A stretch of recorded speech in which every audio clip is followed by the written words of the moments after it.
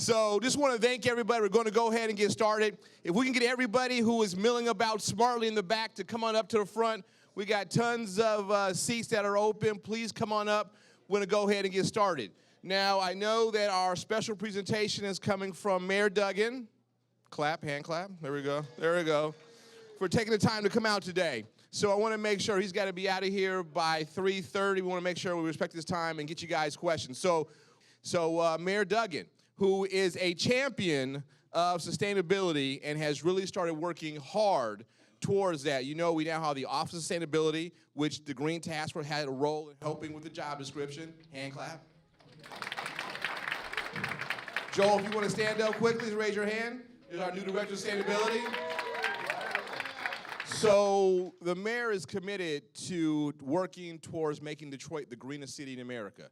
Now, other cities have had that distinction, and I know that we're not working from the top or the middle, but it just means that once we get there, it's just that much more welcoming and beneficial. So, Mayor Duggan? Well, thank you. I just wanted to come by and say thank you to each of you for what you're doing in the Green Task Force and in your individual projects. Just from the back of the room to the front, I learned about 4 projects going on in this town that I didn't even know about. There's so many people contributing important slices, and the Bloomberg associates were good enough to get us going on an Office of Sustainability. We appreciate the cooperation, the job description, but it was interesting.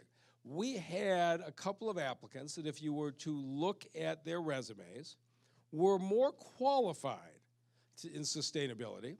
And we had this fella, Joel HOWRANI, who came in with this long, detailed action plan of all of the things that the city could do to make this community more sustainable. And we said, what is it we're looking for? Somebody who wants to be the director of the office, or somebody who wants to change the way the city does business? And I hope you've had the opportunity to interact with Joel, that you'll agree with me that we made the right decision. And so, you know, we've signed on to the Paris Accords. Whatever the president does, but the city of Detroit is going forward. Last November, I joined a group of about 100 mayors from across America who went to Chicago and specifically signed up to action plans to meet our standards, reduce the greenhouse emissions, and take specific actions, because we want to send a message that the president's position doesn't reflect the position of most of America. And of course, the climate change deniers, it's impossible to have a conversation with them, but they don't represent most of us. So the question is, okay, once we're done talking, what do we do? And we've done small things now. Took a while, but now every neighborhood in Detroit has the ability, every resident has the ability to do curbside recycling at single-family homes. That Detroit was playing catch-up on that, but we've gotten to that point. We've done energy audits on 66 of our buildings. We're about halfway through. We've already saved hundreds of thousands of dollars a year in energy costs, and we're working our way through all of them. And there are a whole series of those types of initiatives. Of course, every place I go in the country, being the largest city in America to convert to 100% LED streetlights, is seen as one of the great sustainability accomplishments that's been done everywhere. And I get asked about this by mayors all over the country. But a lot of the other things that we have to do, though, are things that you need to keep continuing to be advocates for, because we can't just impose change on people. We've got to explain why change is the right thing to do. And I'll just talk to you about a couple of issues that I've taken on in the last year. The first is the stormwater issue in this town. I think you probably all know we have a combined sewer system, as do most older cities in America, which means that in any major rainstorm, we are taking hundreds of thousands of gallons of water that are going down our storm drains, and we're injecting them with chemicals as if they were flushed down the toilets before they're discharged to the Detroit River. And at times, like as happened in August of 2014, 10,000 people had the sewage back up into their basements because it was overflowing. And so while the engineers tell me that our storm drainage system is designed for a once-in-50-year storm, we know what's happening in the world right now. It's not going to be every 50 years. And so the question is, what do you do? And we could continue to build larger and larger retention bases and continue to treat all these chemicals, or we could see if we can't get the water to be handled naturally and not have to go through the system. And so we've got stretches of asphalt across this city, and when it rains, I think everybody here knows, instead of the water seeping down to the ground, it's running off the asphalt into the storm drain, into the system. Now, when we said everybody is going to pay their fair share for their asphalt to treat the water, of course, biggest source of asphalt in this town, churches. Okay? The backlash that came at me from the ministers, and I said 200 or 300 at a time, who said, we're nonprofit, we're doing good work, we shouldn't have to pay. And this isn't an easy conversation to have, but I said with ministers, I said, you've got a parking lot so big that maybe it fills on Christmas and Easter. But 365 days a year, we are susceptible to a storm that's pouring water into our stormwater system. And so when you have a large stretch of asphalt, the importance of your mission doesn't matter to the burden it places on the environment. Can we work together? We've got some ministers in this town that are actually shrinking the size of their parking lots. And they said, I never realized it. I never thought about that. I said, look, if you shrink the size of your parking lot, you dramatically shrink your drainage charge. Or we can do the so-called green infrastructure initiatives, and I hope Palencia Mobley's been here. If she's not, you should have her, because the Detroit Water and Sewer Department is becoming a national leader in this. But you can create the so-called green islands in the middle of your parking lots with water-absorbing roots and plantings, that we could have the water be absorbed and not have to go into the storm drains. And if you will work with us, we will cut your drainage bill, and DWSD will pay half the cost of these modifications. And so there's a fellow by the name of Bishop Brooks, one of the largest churches in town. He's got St. Paul's over on Southfield near Fenkell. I'm over there one night last year with Gary Brown, and he's so proud. He says, I got to show you. You sold me all those vacant houses near me, and I'm expanding my parking lot. We walk out in the back of his place, and he is about to pave 2 more acres of asphalt, like literally the next week. I said, Bishop, don't do it. Because as soon as you pave those asphalts, your drainage charges are going to be going up. However, there's new material, so-called pervious material. You can actually pave a parking lot in a way that the rainwater can run through and into the ground, doesn't go into the storm drain. And to his credit, he hit the pause button, got together with the engineers from the Detroit Water and Sewer Department, and is doing now the parking lot in a way that's environmentally sensitive. And so you have to go from the anger about why am I being charged by the government when I'm doing something good, to understanding the connection to the environment, to finding a way that we can work together. The other big contributors are, we got a lot of closed businesses with huge asphalt parking lots. Now, this is classic city of Detroit. Not only were we not bothering to send them a drainage bill, but somebody in the assessment department decided that large stretches of asphalt don't really have a lot of value, so we're not going to send them any property tax bill either. So we basically subsidized in this city large stretches of asphalt being maintained. Nobody in city government was thinking through, how does this contribute, affect the environment, and how do we work together? We've gone back now, and we are fairly assessing people on the property tax side, and we're charging them the drainage charges. And I've had some business owners come and say, I'm going to move my business out of town. And this isn't an easy conversation to have, but I said, look, you got a little auto repair shop with 3 or 4 cars, and you got 2 acres of asphalt. If what you're saying to me is that you're going to insist on having all that asphalt sending stormwater down and you don't want to pay for it, you're going to leave the city, I'm going to miss you. But you have to contribute your share. On the other hand, if you want to modify your parking lot, we'll put up half the money and help you do it. And an interesting thing happened. When you talk to them like that, the great majority of business people have come in. And so the huge storm you heard a year ago about drainage charges, the higher charge about to kick in July, you'll hear a little bit more noise, but it's not nearly what it was. But it was a serious educational campaign, and it's starting to be a cultural change. The other conversation we're having right now that we're going to have as a community, and we're in the early stages, are bike lanes. So I think there are probably a lot of people in this room who believe that residents should have the option to travel in a safe and healthy way in a bike lane, that you shouldn't have to have a car to get everywhere. But there are people in many neighborhoods who see those bike lanes as a sign that somebody is trying to change the nature of the city that they know, that somehow it's trying to be converted to a different type of city where other people are encouraged to come in. Now, these are important conversations to have. And so Monday night, I'm having my community meeting in District 4 on the east side. I do one of these a year, 200-300 people come to a church. And I'm going to lay out the proposed bike lanes. And what I'm going to show is this, that we have beautiful activities at Baldock and Chandler Park on the east side. We've got activities down the river with the waterfront, with the state's outdoor center from the DNR. Next year, a beach will be built on the riverfront on the east side. I said, what would happen if you connected the Jefferson-Chalmers neighborhood with the protected bike lane to the riverfront activities down in the East Riverfront? What would happen if you connected the Morningside and the East English Village community with protected bike lanes that go down Warren to go up to Chandler Park?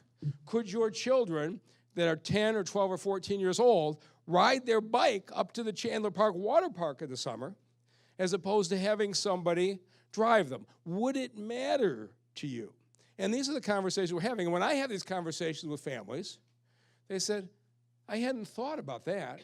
If you do these bike lanes in a way that my family and I can use them, the bike lanes are for me in the neighborhood, I think they're very supportive. If the bike lanes appear to be designed to allow folks from Grosse Pointe to ride through town and get to Belle Isle while we shrink down traffic lanes, people in Detroit aren't going to react well to that. And these are things that I think maybe we haven't done a good enough job on, because bike lanes have popped up in this city in ways that defy all explanation. And of course, when government does it, you assume there's a conspiracy. Now, here's the thing I know about government. If you're wondering whether it's conspiracy or chaos, it is almost always chaos on the government side. But you can't convince people of that. And so I said, we're going to stop these bike lanes popping up randomly. And we are only going to design bike lanes where we've got neighborhoods, where we've got families that want them, connected to things like Chandler Park or Rouge Park or places that will be destinations. Let's create bike lanes that are clearly being designed for Detroiters and their family. Now, we're going to have this conversation Monday night. I don't know how it's going to go. I'm going to try. I'm going to explain what we're thinking. But you all know in your own conversations in this city, you talk about sticking bike lanes in the city of Detroit. There are very strong opinions on either side. But should Detroit have a series of protected bike lanes for exercise? Is that part of a sustainable community? This is the conversation that we're going to have. And so I feel like my role is, Joel is a far greater expert on the ins and outs of each of the different initiatives. I just heard that we've got 15 DPW trucks about to go to clean energy, which I didn't know before I came in, but somebody advised me of that initiative. I was good to come here to find out what's going on in my own government. But I think my role is, let's have conversations in a relaxed way where we can be honest with each other about the kind of city we want to build. And your voices in those conversations are really important. And so that's kind of an overview on what we're doing. And if, I don't know, Scott, have I used up my time, or can I take a couple questions? It says I have time to take questions. If they're too technical, I'll kick them to Joel. Yes, if you please tell me your name and what group you're with. Yes. Cynthia Jankowski, I'm with the West Village Sustainability. Do you know if there's any plans for educating drivers, what to do, how do you make a turn, where, you know, what's the dotted dash line, the straight line, and then the senior citizens too. I couldn't agree with you more. So of course, you go up to Connor right now, and you go up Connor, And we got these little arrows in the middle of the street, which basically means drivers and bikers fend for yourselves. And we got a whole bunch of signs up saying, share the road. If you go to New York and you get out of a cab, there is a sign on the cab door, look for bikers. It's right there in the window. They have done a look before you open the door campaign. What we have done is stick some protected bike lanes. They're on the curbside, which according to national literature is the right thing to do. But if people's experience isn't that the bike is coming down their right side, have we done a good enough education piece? And so a big part of what we're going to do in the bike lanes is exactly what you're saying. We have to explain to folks how the bike lanes work, what you should be looking for, because we have, probably the highest rate of certainly pedestrian accidents in the country. If we're going to reduce these accidents, a protected bike lane without education doesn't do it. We got to do both of those things together. That's going to be a big part of our plan. Yes. Hi, Hey. I'm Galen Hardy of Zero Waste Detroit. And the city has done an excellent job with messaging for the multi-city makeover. Yeah. Community knows, it's time to clean up.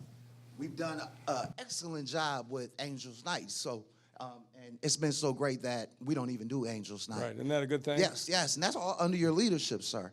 What opportunities right now do you envision for Detroit Recycles to gain the same community awareness that those events have gained?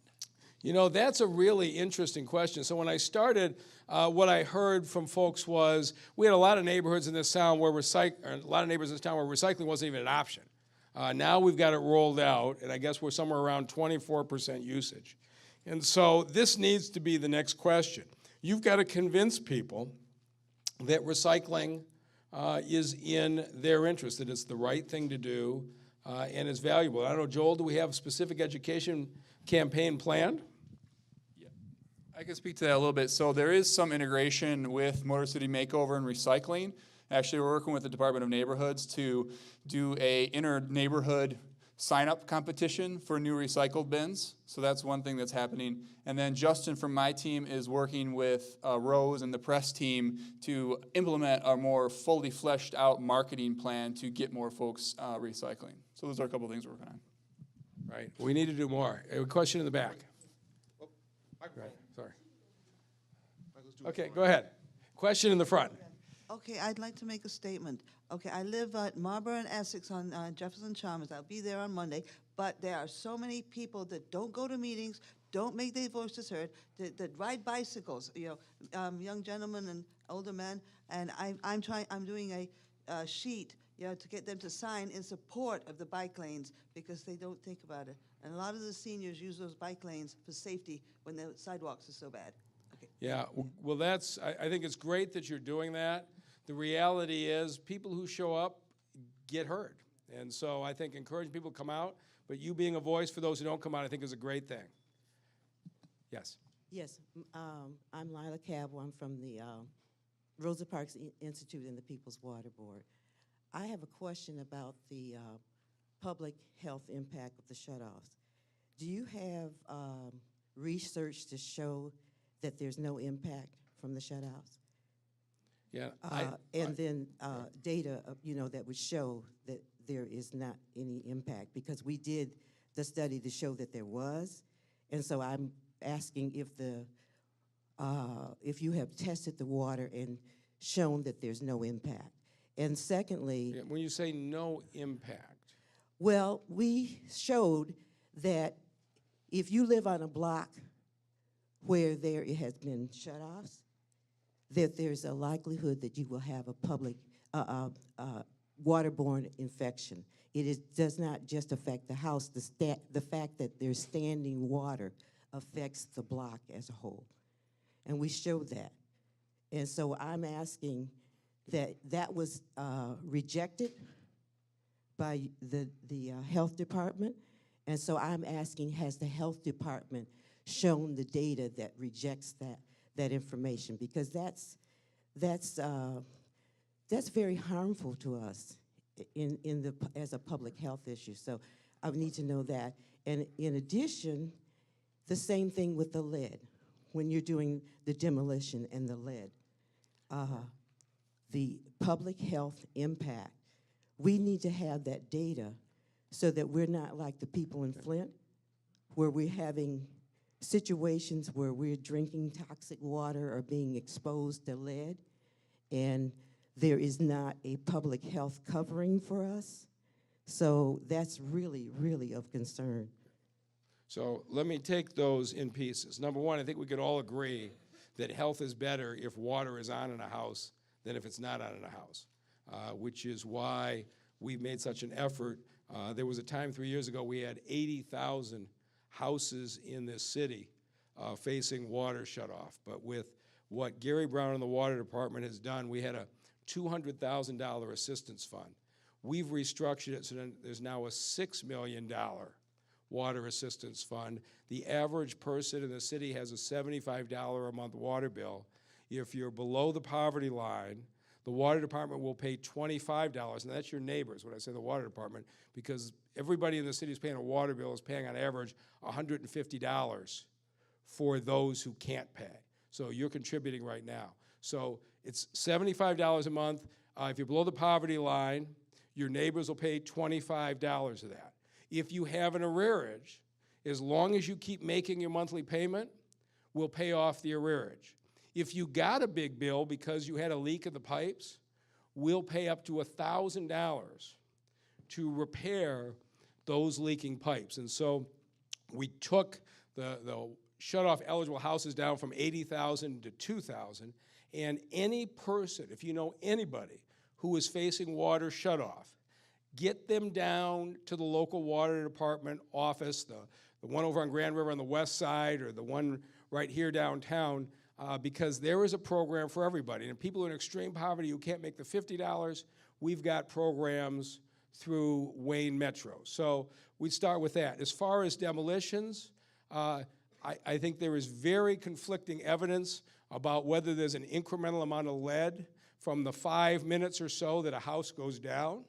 But at least in my conversation with people in the neighborhoods, people are far more afraid of their child going into that house, eating the peeling lead paint in that abandoned house, being snatched up in that house, having that house catch fire and spread to their house. These are all things that have happened. And so these are hard conversations to have. But the question is, if you're in a neighborhood, are you more at risk by leaving that abandoned house there, or by doing it in a way that we put 2 hoses on it, that we notify people ahead of time, that we're sealing the windows in the surrounding houses, that we're going to provide people with moist cloths to wipe down your swing sets and the like in your yard after the demolitions are done. So Dr. Jonay Caldoun has got a whole series of protocols, but at least I'm in somebody's living room every week. The vast majority of people in these cities want these abandoned houses down and feel the risk to their children is far more from that house being next door to them than it is in the demolition process. So we're going to keep moving forward. We're doing it with a new set of protocols Dr. Caldoun has put into place, and I feel very comfortable that we're doing the right thing, and all the data is publicly available. So Yes. what about the question? One question. We got another question. We're about to get back to you. He didn't answer the question. What was the question? About the public health impact of the water shutoff. Again, I'm saying to you, again, if you're talking about the Henry Ford thing, the CEO of Henry Ford came and apologized to me for that report. The data that was put out, which Henry Ford never intended to be a report, it said skin diseases are associated in blocks where water shutoffs were. When you looked at the data, a person could have gone into the doctor's office in February, had a skin disease. In May, their neighbor down the block had their water shut off, and the data associated the skin disease with the water shut off because they occurred in the same year. So Henry Ford said emphatically, we never intended for this to be a report. It was raw data they were starting to work on. But I would say this, I think everybody here can use common sense. If water is shut off in a house, the health standard of that house is worse than if the water is on. So I'm not here to debate there's no health benefit. I'm saying we need to do everything we can to make sure that we keep the water on for all of our residents. Yes. Todd Scott, Detroit Greenways Coalition. We've been involved in bike lane chaos for 10 years now. But we have over 60 bike clubs in Detroit, neighborhood base, largely African American.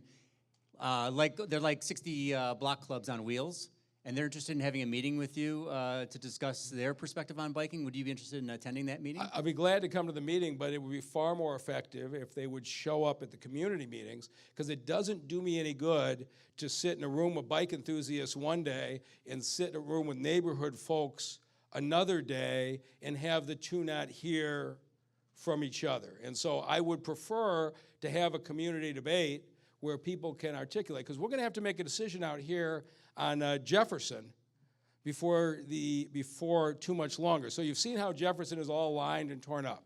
The truth is that the Great Lakes Water Authority in 2 or 3 years is going to tear up all of Jefferson for new water transmission lines. So we aren't going to make a final decision on what to do on Jefferson, at least till 2020, because it's going to be torn up anyway. So we have the opportunity this summer to set lanes up in ways we think are right, and then have a community meeting in October or November and say, was this good or was this not good? This is the way I intend to conduct this, is to try some things, listen to the community, and adjust. So I would encourage you to come out to the community meetings as opposed to the separate meetings. I'll sit with you separately, but it won't. How does he get information? Yes. How does he get information on the location of the meeting? So it is at, who knows where the District 4 meeting is? Salvation Army. Oh, you already know? Yeah, we're already planning. Okay, all right, so you're going to be there. We organized a meeting with you last night, with your staff last night, too, and brought 70, 80 people into a room, too. Yeah, and so the first thing I had this morning was somebody who was at that meeting came to me and said, this is a terrible idea. You can't have bike lanes on the curbside. We'll get hit by doors. So we got to keep having these conversations, right? So yes. Yeah, Donna Givens, Eastside Community Network. And I'm wondering, what is your vision? Eastside Community Network has been engaged in green infrastructure Sure. planning Right, you've and been fabulous. implementation, thank you, for the past few years. And what is your vision for community-based organizations like ours partnering with the city and others to invest in green infrastructure? Because it feels like it can't just be the city. Right. The need is much greater than what any city budget can accommodate. And also, what is your vision for public-private partnerships and investments in green infrastructure? You have a lot of landlocked businesses downtown that simply cannot green downtown fast enough to accommodate the fees. So what about going into neighborhoods and having partnerships between community organizations and downtown businesses so that we can bring private capital into our work? So let's take both of those things. The first one is, I think there's a lot of opportunity for these green infrastructure partnerships. So we got a park over on the west side called Viola Liuzzo Park, where we're building bioswales to capture water during rainstorms, and the neighbors are maintaining the area. So we've created a partnership with the neighborhood group. I'm not sure what we've got going. Do we have something going in Chandler Park with the Eastside Community Network? I think that's the Chandler Park Conservancy. I'm not sure if you guys are involved in that. Yeah. They're definitely affiliated. But the answer is, I know we've been working with the Chandler Park Conservancy, of course, Maggie DeSantis, you know well. So if you've got specific initiatives, but has Palencia Mobley been to this meeting?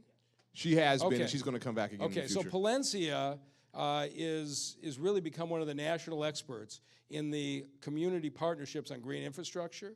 And if you and she sat and talked, my guess is you'd have 4 or 5 ideas on how to do it. Your question about could you get people to essentially buy credits and create green infrastructure in neighborhoods, I pitched that to all of the businesses who are getting hit with these drainage charges as an option. So far, they're focused on fixing their own parking lots. And so in New York, they've had some success with that.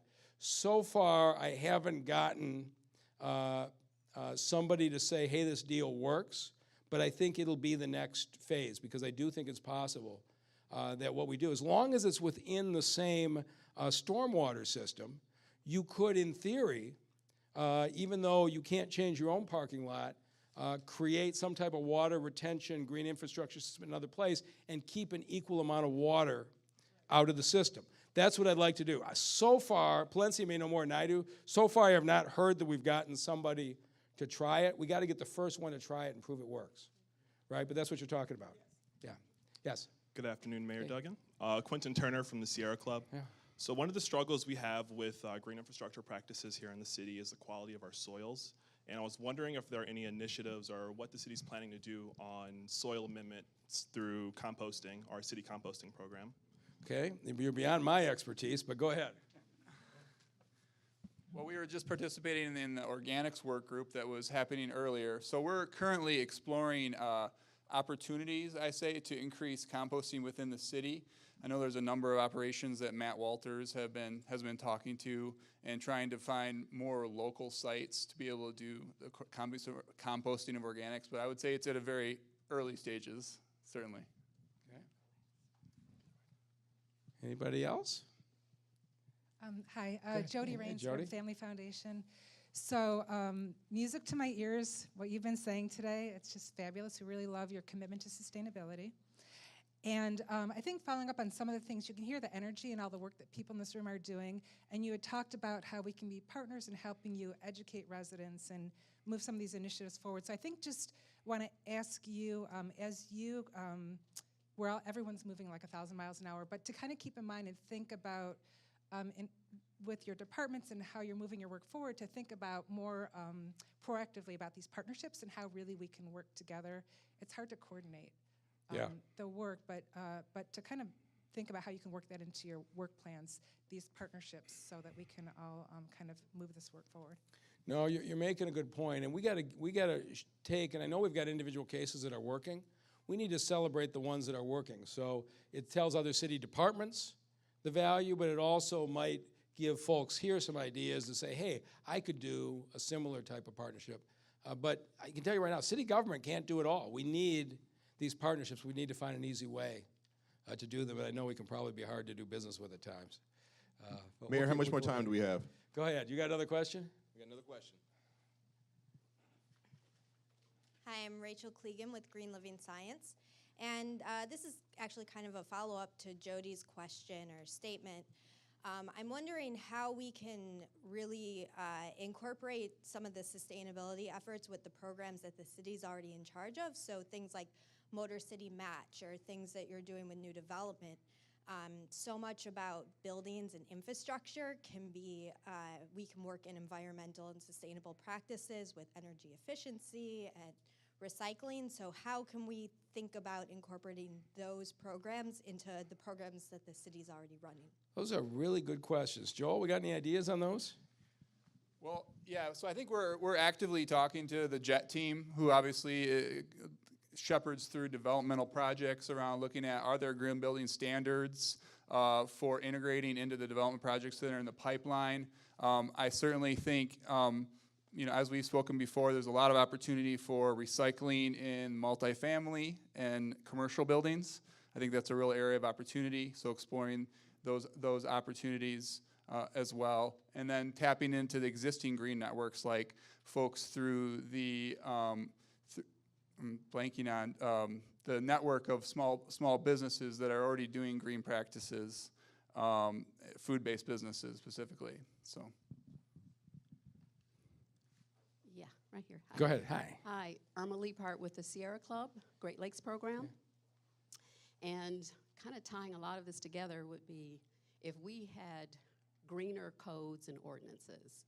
What we already know is that some of the ordinances kind of prohibit us from doing some of these sustainable practices. And we've talked to Joel. Joel's, I think, very much on top of it as well. But however you can really advocate for a greening of the codes would help us all to do more and better of sustainable practices. I got to tell you, the codes in this city are 40 years out of date on green issues, on transit-oriented development, on use of farming in this city. You go right down the list. And we've got teams working on several of them. And it's amazing. Anytime you try to change the code, you got 5 opinions on each section. I am trying to move the law department along more quickly. And if Councilman Benson can push on the council side, I agree with you on the direction, and I agree with you we need to modernize our ordinances. Yes. Good afternoon, Mayor. My name is Dawn Jameson, and I support Councilman Benson with a lot of his green initiatives. I'm also a former member of the Green Awareness Team at Quicken Loans. But My question actually is specifically about the city and the departments. And my husband is a city employee, and he tells me all the time how not green the various departments are, and how no one is paperless, lots and lots of papers everywhere. And so my question is, what are you doing on the inside to let the department serve as a leader to Detroit businesses? And maybe is the greening starting on the inside, which would be fabulous, you know, to be the leader and the change you want other people to do. So Joel has got this massive chart with all the departments and all of the initiatives. I don't know if you want to talk about some of them and what's going on. So obviously, as we're trying to roll out recycling citywide, many of city buildings don't recycle. So we're actually working on expanding that further. And currently, due to some of our efforts up to date, all 35 of our firehouses are now recycling. And we're actually, for the first time, Ron Brundage from DPW is running an internal recycling route. And we're in the motion of getting all public safety facilities and eventually all city facilities on that recycling route. So I think, so the timeline is, well, for that specific initiative is to have all public safety, which, as you know, is the bulk of city employees on the recycling, and then by the next year have all city facilities overall. And then the mayor mentioned that we had energy audits done on 66 buildings and facilities, and they've identified over $35 million of potential improvements that will save energy, but also, frankly, create a healthier indoor work environment for our city employees. So we're figuring out currently how to fund that and move that forward. There's a lot of opportunity for that. So those are just a couple of initiatives, but we agree there's a ton of opportunity. One thing, through the Sustainability Action Agenda that's kicking off right now, we're going to have a interdepartmental work group as part of that that's going to be meeting monthly to really help develop the goals and action steps for the action agenda. So getting that departmental buy-in and helping them achieve their goals through our process as well is a big part of what we're trying to do. Yeah, but you know, going paperless, we're behind the curve. But in the next 6 months, I expect us to get to the point of direct deposit on paychecks and getting rid of paper paychecks, which most of the world went past 5 or 10 years ago. We're still working on it. But it gives you an idea how far the city has to go. But we're getting there. Go ahead, either one, yeah. We had a question? Who had the question? Diane? Hi, Diane Van Buren, renewable energy, and also the co-chair of the Renewable Energy Subcommittee that we have here with the Green Task Force. So where's solar with the city? Several cities in Michigan have now announced that they're going with 100% renewable. Traverse City, Ann Arbor, and others. Is that part of the agenda by any chance for city buildings as you're going through your energy audits? Well, so many of you know that through the Housing and Revitalization Department, we're actually funding a solar feasibility assessment for the city of Detroit. So that's going to help identify options for both physical locations, but also business models for increasing solar in the city. But I believe solar, among many other energy topics, are going to be a real object of exploration through our Sustainability Action Agenda process, because I want it to be a collective goal-setting thing. I don't want it to be just something I decide this is our goal, right? I want it to be something that public and all of you folks have input into. What should our goal be in these, and how do we weigh the costs and benefits of doing that work? Yes. So about 5 or 6 years ago, there were like 3 of us in this room talking about green infrastructure. Really? And this kind. It seems like that. It just wasn't that long ago. We weren't really talking about it. And now, this young lady here, Sierra, calculated and did a research and determined there are 90 organizations in Detroit working on green infrastructure. So it's a huge. You're almost preaching to the choir to some extent with the folks in this room. But I think one of the things that's, for me, that's kind of missing is the citywide vision. I mean, something that we can all point to. So when I'm going to speak to TPS teachers in about 15 minutes about watersheds and green infrastructure and rain catchment and gardens. But I'd love to point to, this is the vision for the city. This is where we're going. This is the picture. And I mean, literally pictures, and something that says this is where we're working. This is what we're working towards collectively. Yeah, and so everybody has different management styles, but I'm in enough living rooms to know the last thing most people in the city want is for me to drop my vision of dramatic change for the city on them and tell them this is where we're going. But we're attacking it in pieces. So, for example, there's a 120-acre golf course out on Losser called Rogel, which had been purchased by a church. We just made arrangements, support of council, to buy it back. A main piece of what we're going to do with that is to do stormwater management. Instead of having to build extra retention basins, we are going to naturally manage a huge amount of stormwater and create a park marsh-like setting.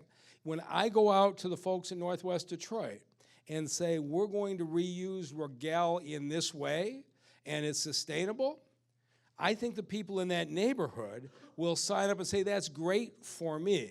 If I were to announce that I'm imposing this new vision on the whole city, the conversation goes differently. So you may be frustrated at how slowly I go, but the people of the city need to come along as well. And when you say it's gone from 3 to 90, that's great. It'll be better when it's gone from 3 to 9,000. And so there's good momentum going. I think there's good understanding of why sustainability is important. And I'm going to try to bring people along with logic and showing the benefits as opposed to announcing the vision, but you probably will disagree that I'm going too slow. Yes. Mike, we got 3 more, well, looks like 4 more questions. Hold on. So I've got a microphone back here. We'll bring it up there, then we'll come back to the last 3. Thanks. Quentin Turner, Sierra Club again. So I've heard a lot about our city's ancient and labyrinthian sewer system, and it's not well understood. And so I was wondering 2 things. One, what kind of efforts are being put place to better understand the way that CSOs flow throughout our sewer system, and whether or not there is a vision or any intention of either targeting where CSOs are coming into our sewer systems most intensely within the city, or whether a more scattered approach of treating those CSOs or capturing those CSOs in green infrastructure across the city, kind of like spread, would be better or more I effective. want you to have Palencia here because she will talk about CSOs longer than anybody wants to listen. But here is the beauty of what we did. We struck this deal with the Great Lakes Water Authority, where basically I leased the suburbs these huge lines that serve water and sewer out to Sterling Heights and Ann Arbor and the like for $50 million a year for the next 40 years. And that $50 million a year goes to water and sewer lines in Detroit. So we got about 3,000 miles of water line and 3,000 miles of sewer line. All the waters and sewers run up and down your neighborhood streets, and most of the main streets are in the city's control. We now have $50 million a year to fix those. And Gary Brown and the Water Department are out now for a $500 million capital plan over the next 5 years. And they are targeting exactly what you're saying. The primary causes of the CSOs are the priority on the sewer side, the places where we're having the water leaks that you see, these sinkholes bubble up and the like, are being targeted on the water side. But for the first time in decades, we've got the resources to go out, and literally we're going to go as fast as contractor capacity is available. It takes a while for contractor capacity to build up because they aren't used to managing a $500 million water and sewer. So we're going to have to give them time to ramp up, but we're going in exactly the direction that you're talking about. And again, Palencia, she can show you the map of the plan, but it's pretty remarkable. Yes? Hi, good afternoon. I'm with Detroit Public Schools Community District in the Office of School Nutrition, but I'm curious, when you're talking about the sustainability agenda, what role does the district play in being part of that conversation, especially in terms of buildings being a model for these sustainable initiatives? Yeah, well, that would be great. So you need to talk to Felicia and the team at DPS. You have a number of DPS schools, for example, that are planting gardens right on the school site. You probably are engaged with that. We have a whole lot of open land in this city that are school property. And so I got DTE to create about a 10-acre solar panel field along I-96 at Greenfield in what was called O'Shea Park.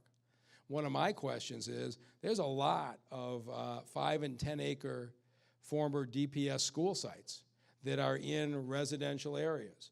Could we create solar panel fields in these areas and do it? So I think there are 100 ways we can do it, but it requires the administration, and they're great. Dr. Vitti is doing what he ought to be doing. He's trying to get teachers hired and get the kids taught in the classroom.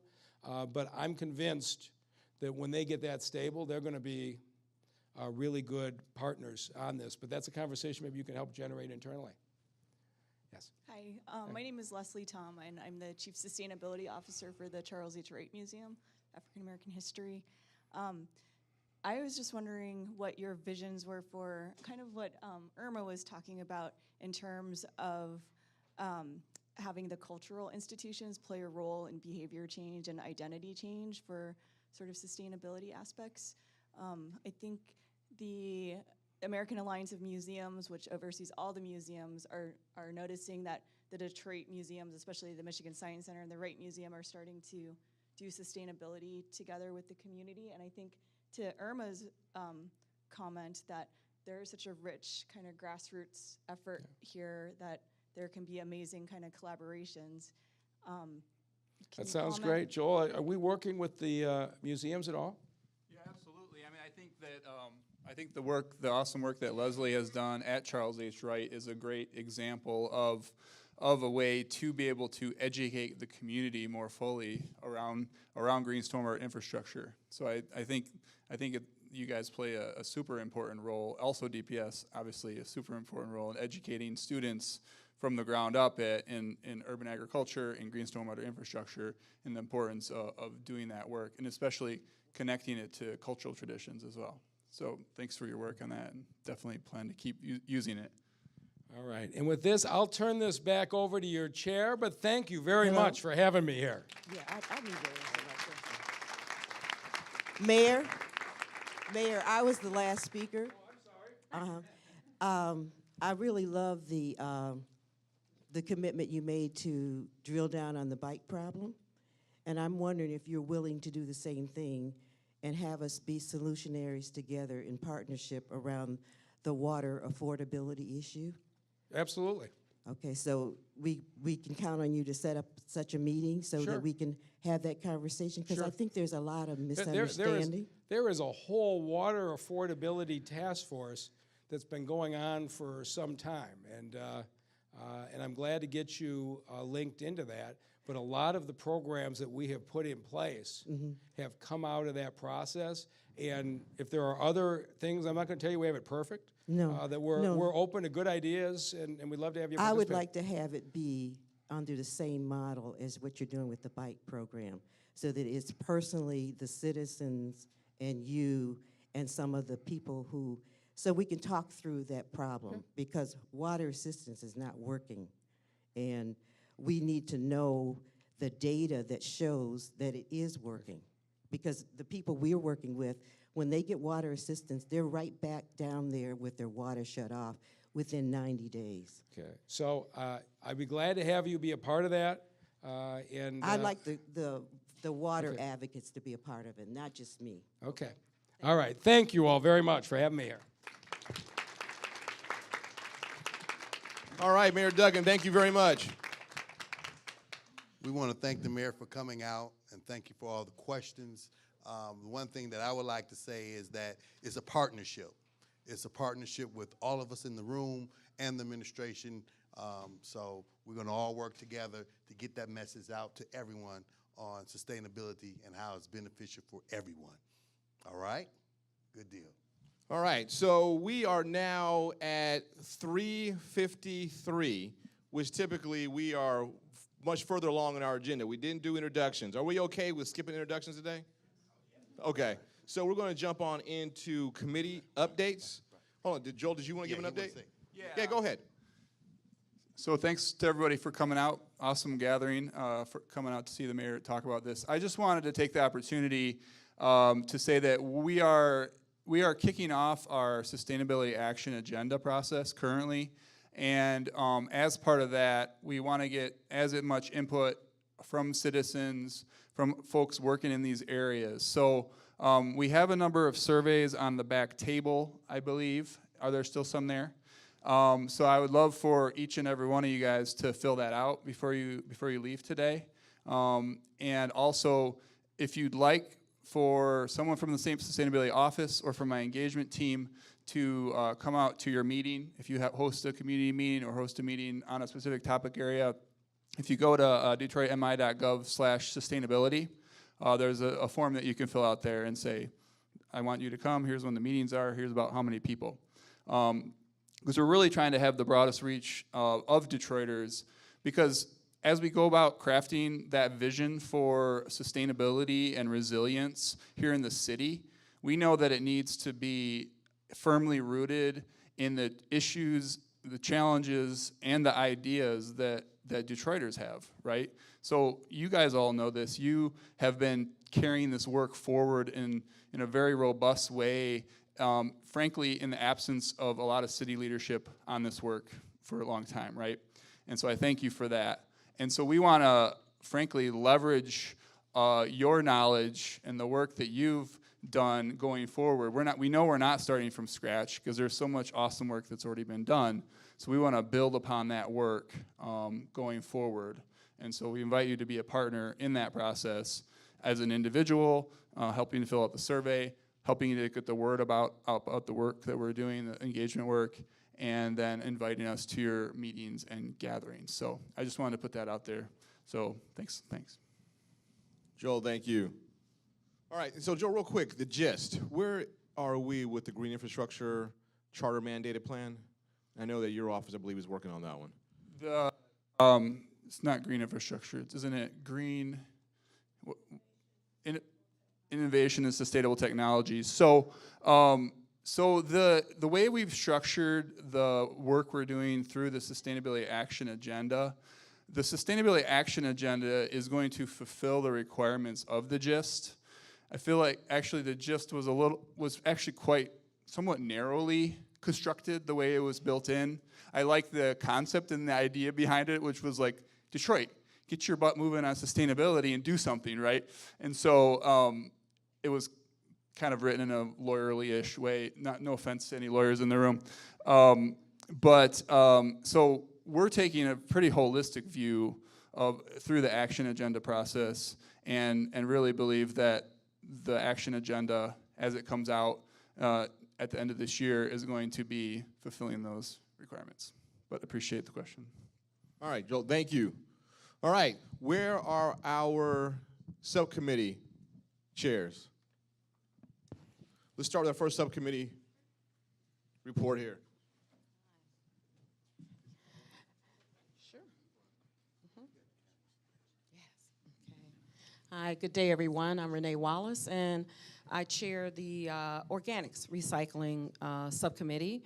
And our primary focus at this time is really moving forth the effort of getting more of the organic matter out of our waste stream and moving it into productive uses like composting. So the food that you may currently be throwing in the black can that ends up in our incinerator, we're really inviting us to scale up our capacity for composting. There's a lot happening right now at the state level that is enabling legislation to forward that effort, and our committee focuses on doing that work. We meet typically on the first Tuesday of the month. If you're interested in joining us and being aware of what's happening with that, and then talking about how to facilitate this in your community, we invite you to come to our committee meetings. Thank you. We typically hold the meetings here in the center, and they're on the first Tuesday. If you're interested, you can sign up, because sometimes we change the time if necessary to facilitate the group. All right, thank you. Next update? Coach, if you wouldn't mind coming up. I love it that you still call me your coach. Rowing 12 years ago or so, but yes, we're still there.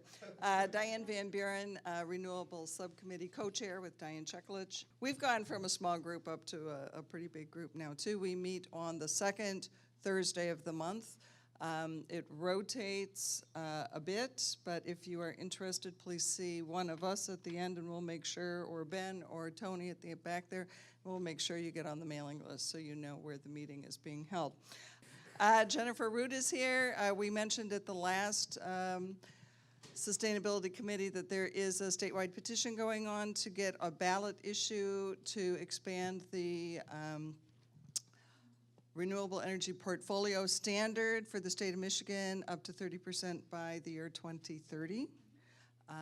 And so if we can take 1 minute to explain how to get this petition in your hands. 1 minute, Jennifer, that's all we're allowed. And then also, we have other things to report, but this is the most important, so we'll go with this. Thanks very much, and I'll be incredibly brief. My name is Jennifer Root, as was mentioned. I'm with the Clean Energy, Healthy Michigan campaign, ballot initiative for this November to, as Diane already said, increase the renewable energy to 30%. I have these petitions and instructions on how to use them with me. So what I'll do, just in the sake of time, I'll stay at the back of the room as folks are leaving the meeting. If folks want petitions, please see me. If folks have community groups where I can come speak about the initiative, me or one of my colleagues, and give you information about the initiative, I'm happy to do that as well. We're just getting the word out and growing the community and the coalition for the initiative. So I'm here, and I'll be at the back for questions. Yes, cleanenergyhealthymichigan.com, all spelled out. And we all know that the state of Michigan, with DTE and consumers and others, the portfolio standard has been increased to 15% to occur within the next few years. But we've seen reports already showing that they intend, or at least DTE intends, to make that increase pretty much with wind alone. And so the opportunity for community solar, the opportunity for our neighborhoods and for individuals to help contribute to solar remains our burden. But we feel that, as in other states, once that portfolio standard goes higher, then there's more participation and more opportunity.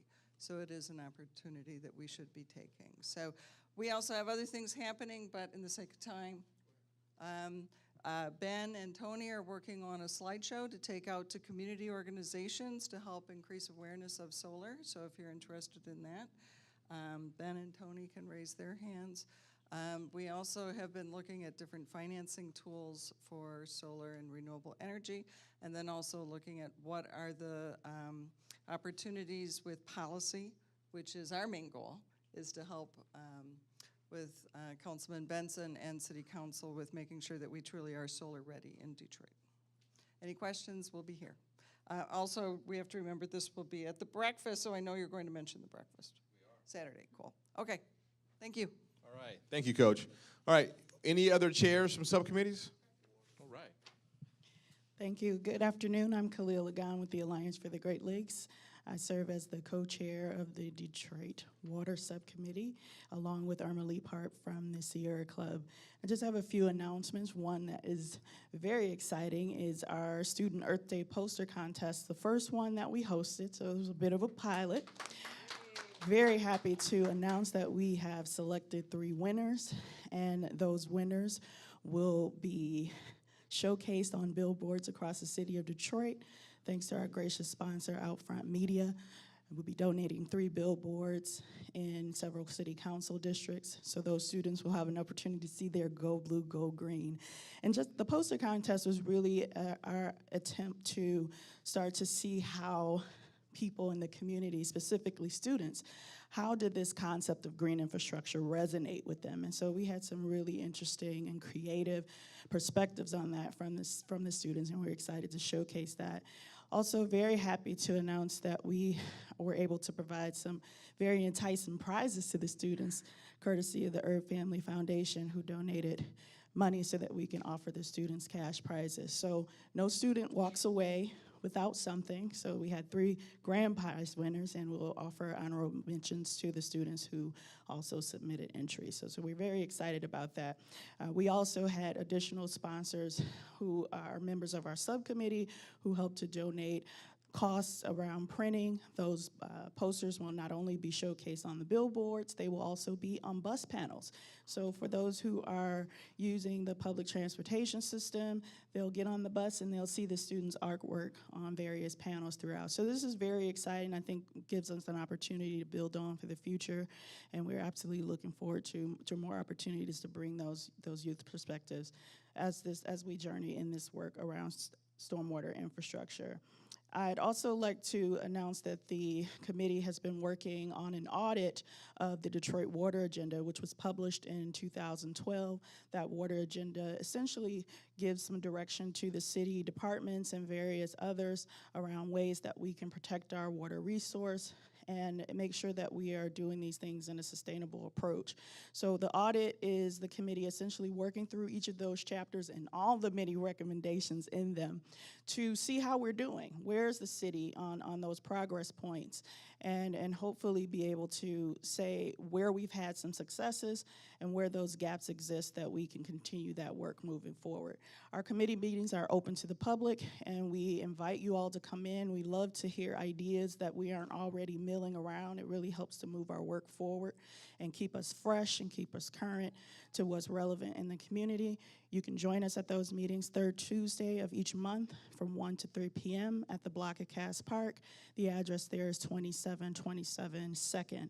And if you have any questions, feel free to reach out to myself or Irma, or you can contact the Councilman Benson's office to get details on how to get access to the water agenda. That is also up on a Google form, so we're live updating that with the public as well, and welcome your feedback and input on that document. Any questions? Okay, thank you. Thank you. Rachel?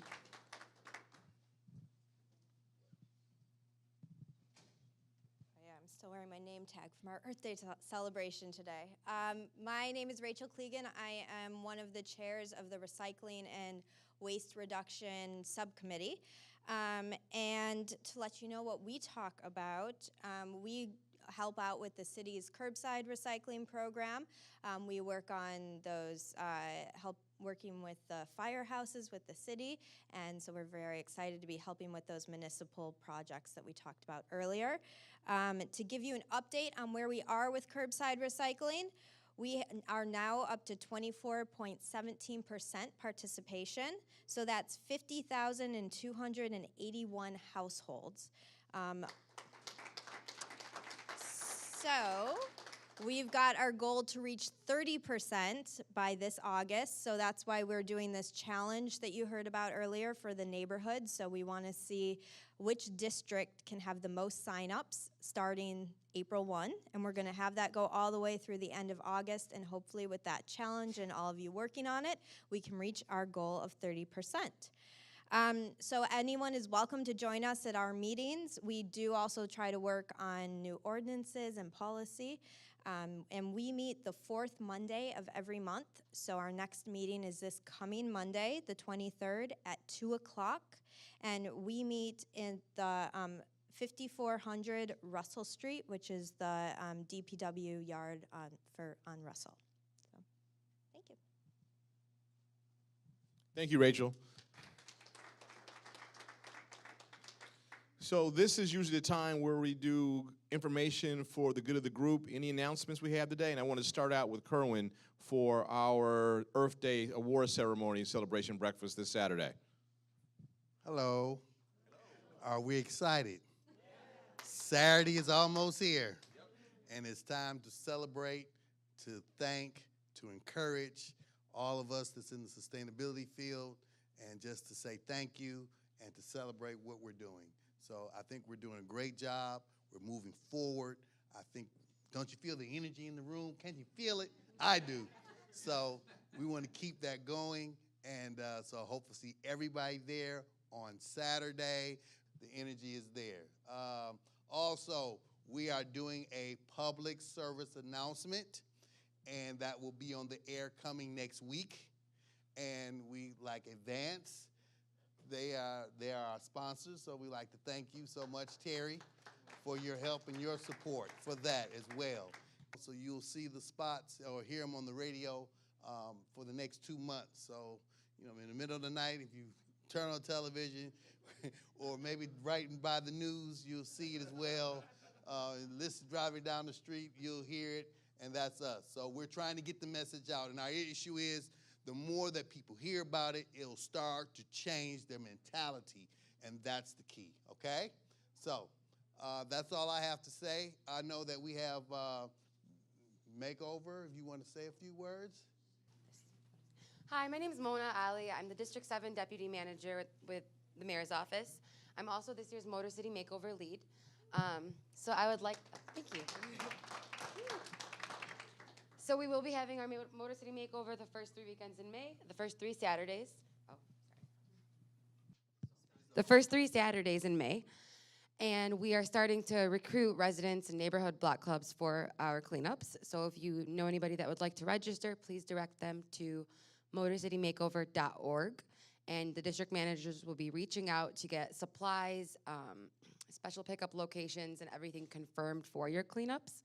And then we are also working alongside the Green Task Force to do our recycling bin challenge with the district managers.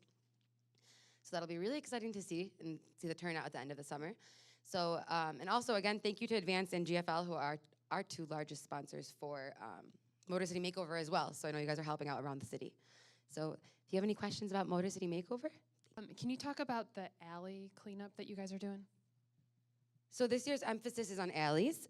We have gotten a number of alleys reported by specific block clubs in the neighborhoods. So we are working with the different departments to first initially do a cleanup and clear out of the debris and brush that would be in each alley. But then we're also working with our different departments. So following the cleanup weekends, DWSD will go out to assess any sinkholes in those alleys.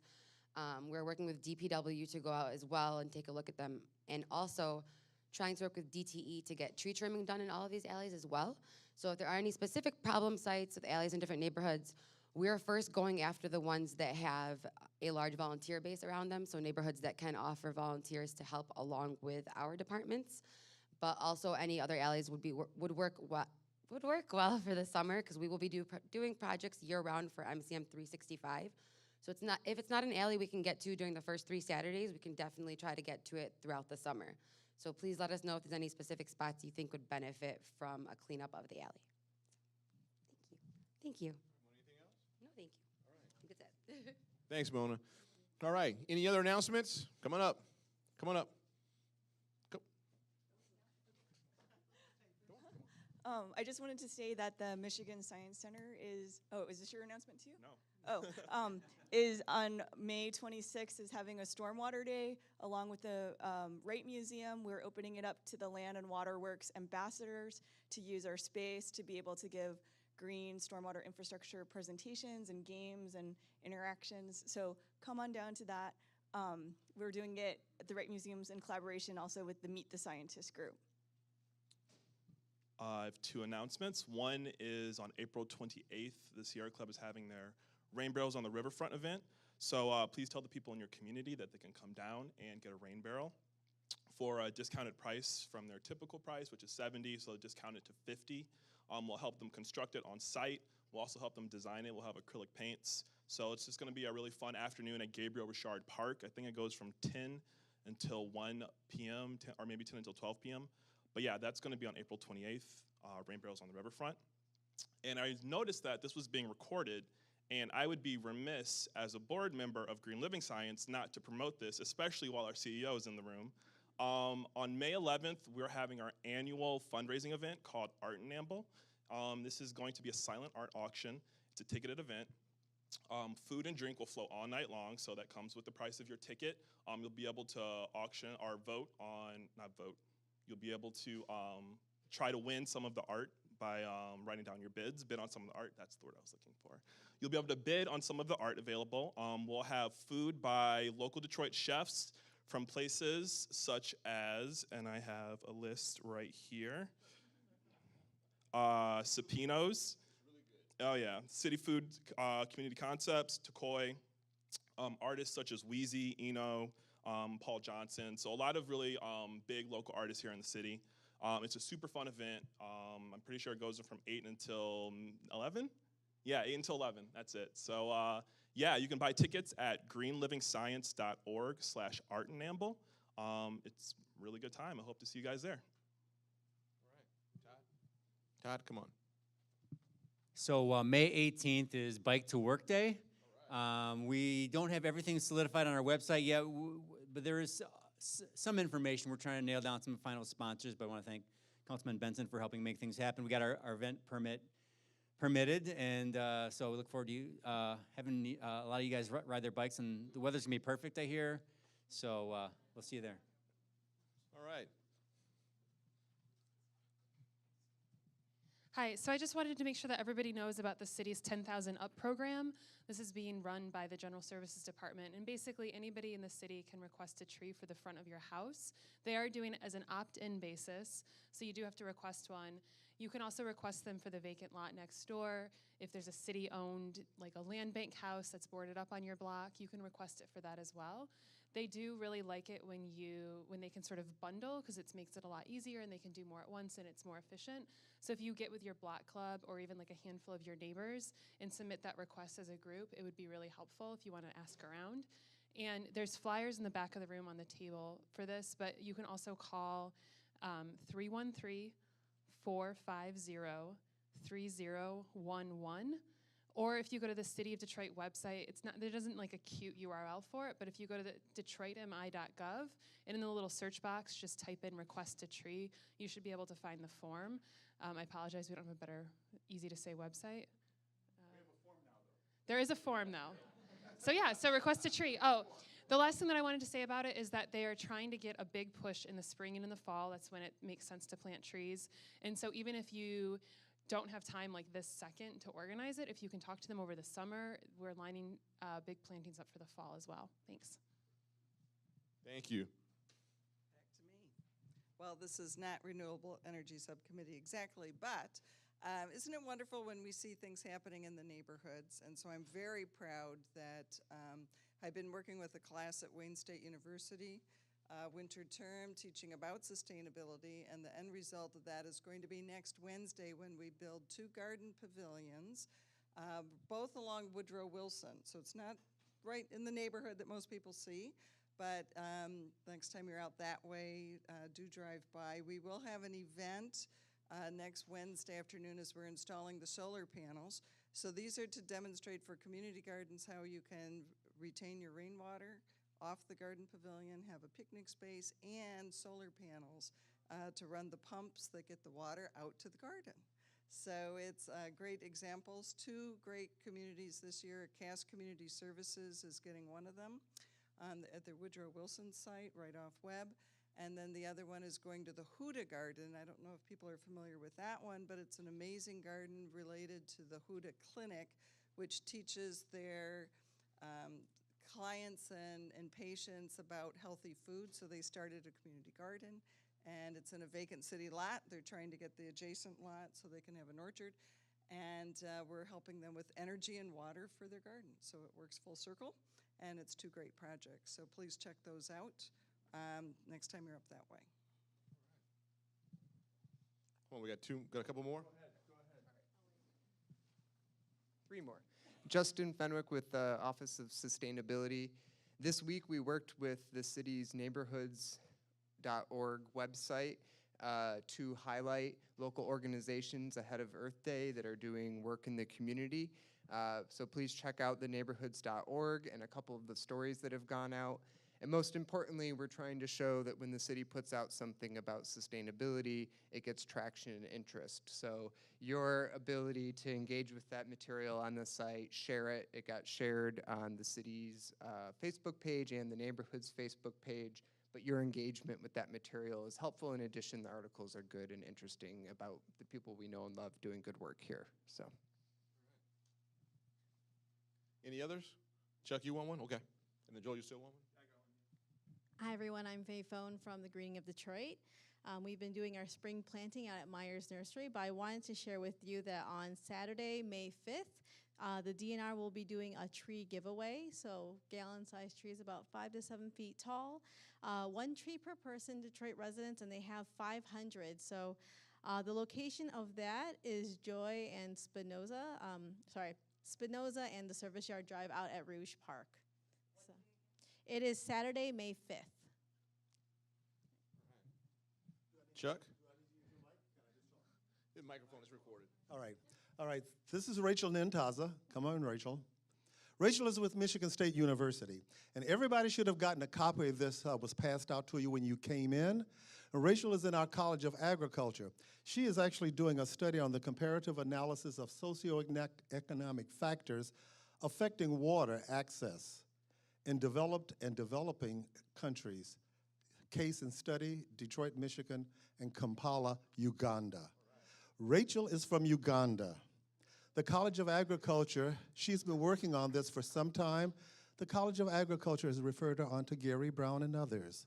I told her, you need to see some other people down here, which is you.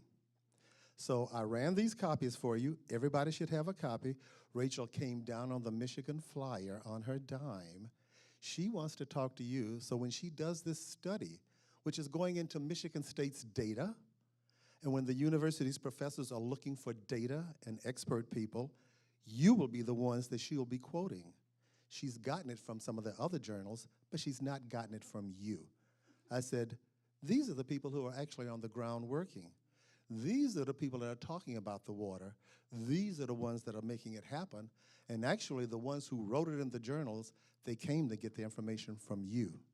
I said, for you to get your paper done and to go back to Kampala, she's one of the few people that come to America and actually go back home to make their civilizations and their countries better.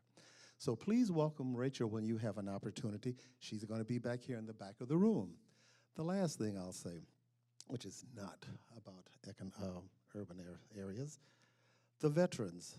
The university is hosting what we call a Veterans Reboot, Rebuild, and Reconnect. It is the only kind of its kind in the country. We're going to start it up tomorrow. It's going to be biannual. It'll be every other month. It is a freebie for veterans primarily, and this all comes out of basically what they call justice-involved veterans. Though that's a nice phrase of saying those veterans who are on their way into the court system for one reason or another.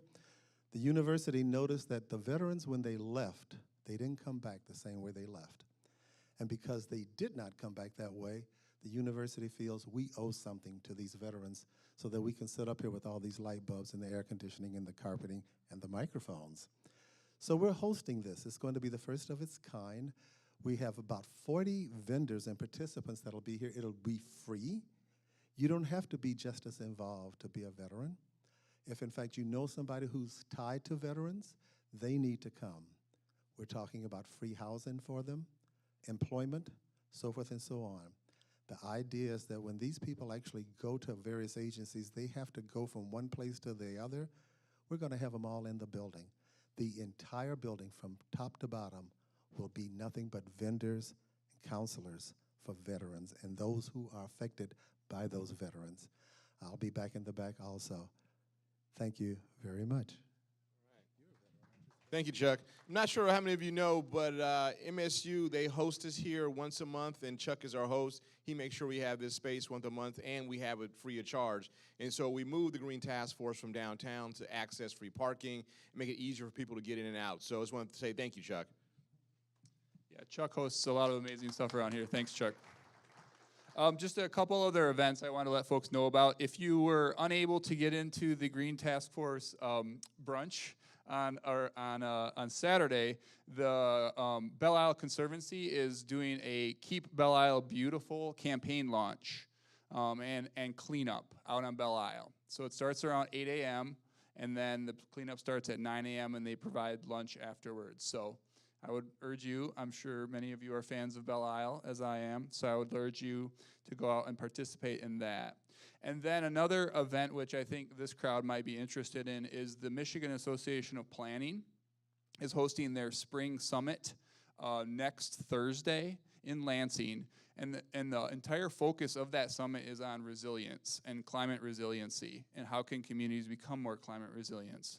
I'm on a panel there with a number of other governmental folks around, and it's an all-day event. So if you go to the Michigan Association of Planning website, which I believe is I'm not going to say what I believe it is. Google it, Michigan Association of Planning, and I would register to go to that because I think it's going to be a really great event with a lot of good perspectives. Thanks. And fill out the survey before you leave at the back table, please. All right, anybody else? Come on up. Do we have anybody else? Anybody else? Good afternoon. My name is Shari Williams, and I took a moment to decide to come up here because I wasn't sure if someone else was going to say this, but since no one did, I wanted to let everybody know that Land and Waterworks has a forum coming up on May 12th and May 31st. The one on May 12th will be over in Southwest at St. Gabriel Catholic Church, which is at 8118 West Verner Highway. And the one on the 31st, I believe it's been moved over to J Zoo. Basically, this is an opportunity for community members to come together and learn about green stormwater infrastructure, to talk about initiatives that are taking place around green stormwater infrastructure, especially as they relate to the drainage fees and green credits. They'll also be able to participate in presentations and demonstrations around how to construct a rain barrel. So it's a great resource, a great opportunity for Detroiters to come out and learn more about this information and find out how it's going to impact them and their bill. So I just urge you all to let everyone you know to come out to those two events. And then we do have more taking place in June, but I wanted to just mention those two since they are coming up. Thank you. So we typically don't go this long. We're more than half an hour. We typically also don't have the mayor come out and take questions and give an update on the city. So just want to thank everybody for coming out today. How many of you are on the Green Task Force Facebook page? All right, better questions. How many of you are not on the Green Task Force Facebook page? Please go there, sign up. We need more people to follow, and we need to get the word out about what we're doing here. And as you can see, when you have a speaker at the mayor's caliber, people do come out. And what we talked about earlier, preaching to the choir, we still need to get the word out to the choir. So it's good to have the practitioners and those who actually do this work come on out. And this Saturday, when we're having our award ceremony, we can't give you money, but what we can do is recognize you and have your peers recognize you for the hard work that you're doing and that we're going to continue to do as we work to make Detroit the greenest city in the country. Another item. How many of you are members of our text service? Not a one. One. We got one member of the text service. No, the text. We send out a text with city information. So I need you all to sign up for it. 555-888. And just text in District 3 to 555-888.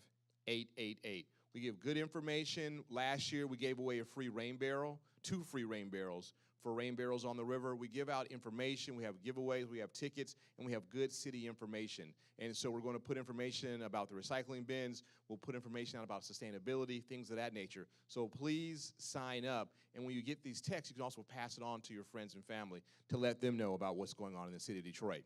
All right, I think we're all good. We had a great meeting today. Glad everybody came out. Please remember to invite a friend and come out like this again. This is our biggest meeting yet. Pick up the surveys, see about the survey that's going on regarding signed petitions. We've got a survey regarding water access.